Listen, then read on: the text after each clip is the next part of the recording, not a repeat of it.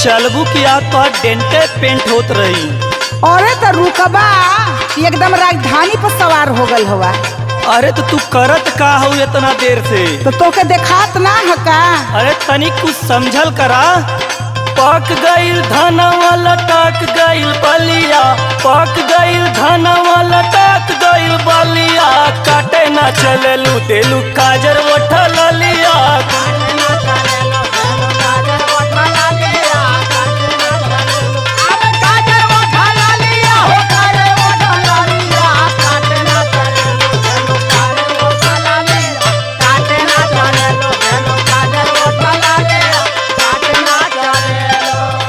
हाँ तो बोले में बड़ा तेज हौया तू।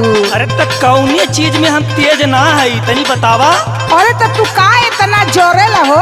सुना, हमारा सिंगार पे उठावेला सवालिया, हमारा सिंगार पे उठावेला सवालिया, पावर दे ही राजा ये काजर उठल लिया।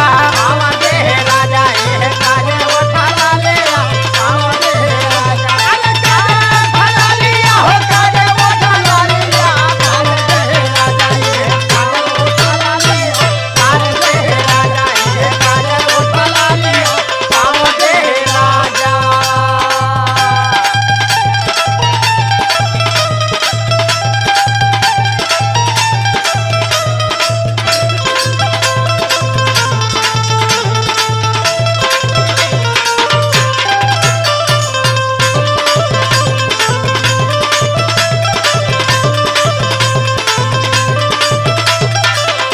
हाँ तो सजले सवरले का लिमिट होला। धान काटे चलत हो कि मेला देखे? चुप रहा, तोके ना समझ में आई। सजही सवरही में कई देलू घाम हो,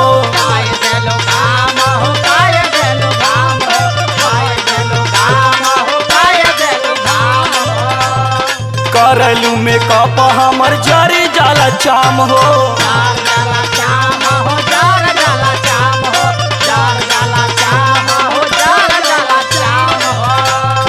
सजही सवरही में कई देलू घाम हो, करेलू में कप हमर जरी जाला चाम हो।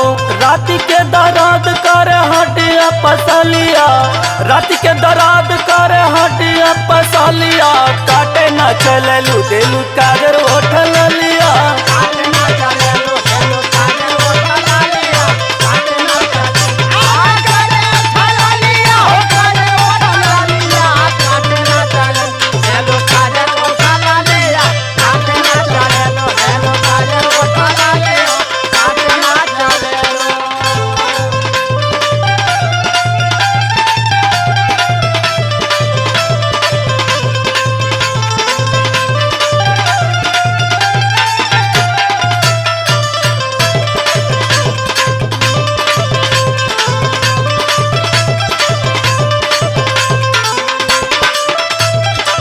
हाँ, अब हमके पता चलल कि तू काहे जरेला। जरीला? अरे हम काहे के जरब? सुना, सुनावा। बड़ा तू तो राजा हो पहिला ही से करिया,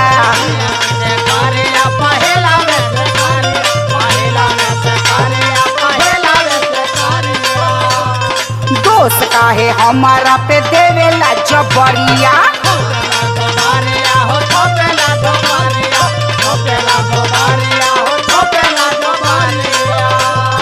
बड़ा तू तो राजा हो पहिला ही से करिया, दोस्त काहे हमारा पे देवेला जबरिया। हम न बिगाड़ब अपन गोर गोर गलिया, हम न बिगाड़ब अपन गोर गोर गलिया, पावर दी राजा यह काजर उठल लिया।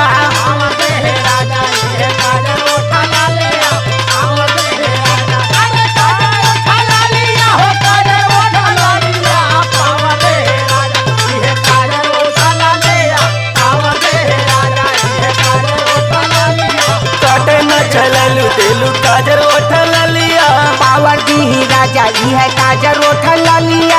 कटे ना चललू तेलू काजर उठल लिया, पावर दी राजा।